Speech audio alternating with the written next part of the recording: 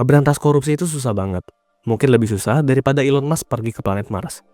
Sebelum kita mulai pembahasan, gue pengen kalian komen kenapa kira-kira koruptor sulit diberantas ya, supaya kita dapat tukar pikiran juga. Nah, menurut gue yang pertama adalah karena masyarakat di negara itu selalu membiasakan praktik kecurangan di kehidupan sehari-hari.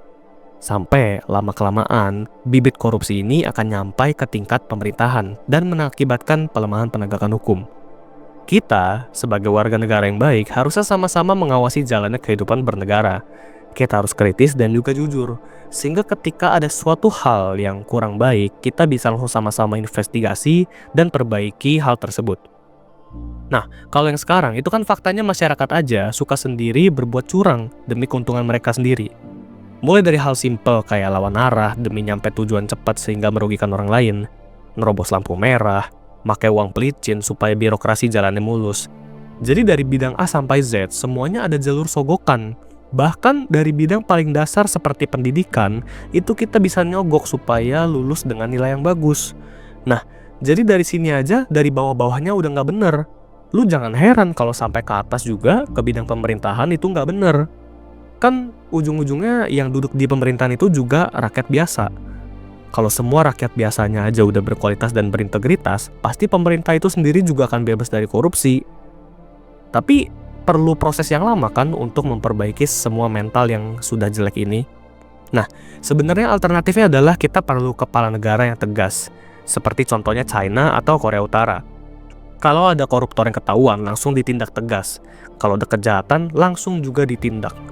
Sehingga masyarakatnya akan takut kalau mau berbuat kejahatan. Jarang sih sebenarnya ada kepala negara yang berani seperti itu.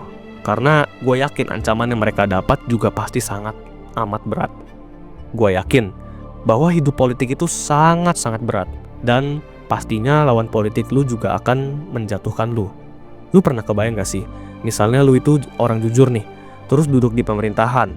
Awalnya mungkin lu gak mau berbuat curang, tapi ada aja orang yang tiba-tiba nawarin lu project, lu ditawarin bagian dapat 1 triliun, dengan syarat lu ikut main curang, gak boleh nolak dan gak boleh cepu. Kalau lu cepu atau ngelapor, nanti keluarga lu diancam dibunuh. Nah, kalau kayak gini apa yang akan lu lakukan? Biasanya sih berujung nerima ya orang-orang pada umumnya, karena takut pada ancaman itu. Ya, saat ini negara-negara yang korup itu semua sistem dari atas sampai bawah sudah tidak bisa diperbaiki lagi sebenarnya. Sehingga kalau mau diberantas secara cepat, harus dibuat sistem yang baru dengan merombak semua orang yang ketahuan berbuat curang. Namun yang jadi pertanyaannya adalah siapa yang berani kayak gitu kan? Indonesia itu nggak kurang orang pintar sebenarnya, tapi kurang orang-orang jujur. Inilah ungkapan yang sangat tepat yang diungkapkan oleh almarhum Kasino Warkop. Indonesia itu banyak sekali orang pintar dan cerdasnya. Tapi apa boleh buat? Karena dari zaman dulu, orang yang berkuasa itu sudah membentuk dinasti kerajaan yang sangat sulit untuk diruntuhkan. Alhasil orang-orang pintar, cerdas, dan jujur ini memilih untuk pergi dari negara mereka dan memilih untuk melanjutkan hidup di negara lain yang memperlakukan mereka dengan baik. Nah, selanjutnya orang-orang itu cenderung memikirkan diri mereka sendiri dan golongan mereka sendiri. Semuanya pengen menang dan untung sendiri, sehingga urusan negara dan urusan bersama itu ditinggalkan. Nah, inilah penyebab korupsi itu sulit diberantas, karena semua orang memiliki kerakusan di dalam diri mereka masing-masing. Nah, hal ini akan sangat bahaya jika kursi pemerintahan itu dipegang oleh orang-orang yang berorientasi pada uang.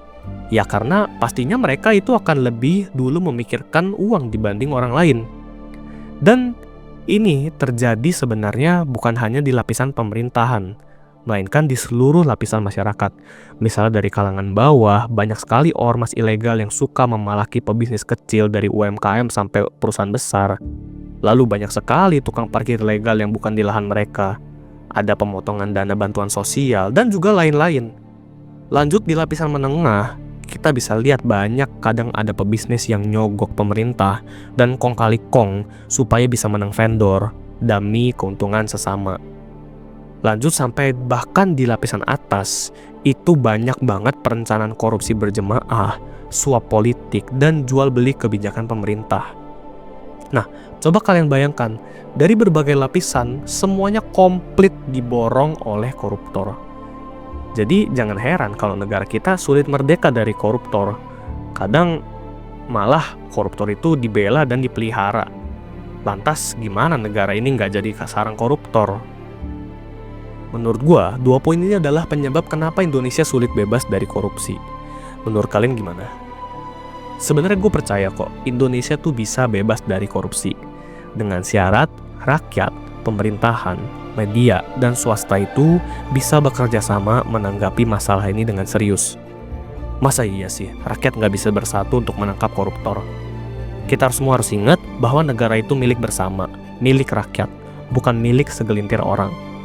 Kita terus berdoa, lakukan yang terbaik untuk Indonesia. Stay positif.